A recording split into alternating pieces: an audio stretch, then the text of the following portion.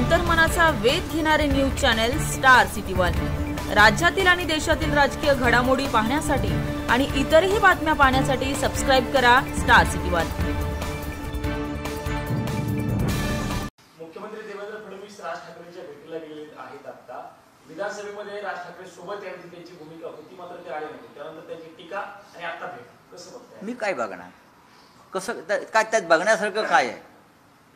राज ठाकरे यांनी शिवाजी पार्कला एक कॅफे खोललेलं एवढंच मला माहिती आहे। तिथे लोक चहा पाण्याला येत असतात सातत्यानं आणि तो सगळ्यांसाठी खुला आहे आणि चांगली गोष्ट आहे। राजकारणामध्ये असं चहापान होत असतं आणि एक चांगला कॅफे असेल तर लोक जात येत राहतात। लोकांना छान नजारा समोर पाहायला मिळतो, बसायला जागा मिळते, उत्तम।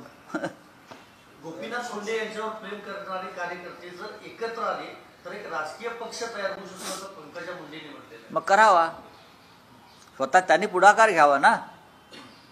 गोपीनाथराव मुंडे यांच्यावरती आमचंही प्रेम होतंच ना। गोपीनाथराव मुंडे हे त्या काळात युतीचे समर्थक होते।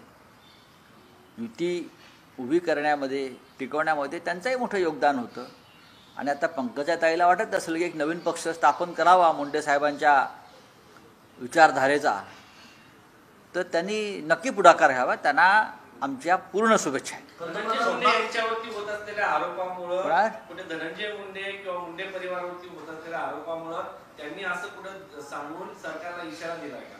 असं आहे की धनंजय मुंडे यांच्यावरती कोण आरोप करत आहे? भाजपचेच लोक करत आहेत। अंजली दमाने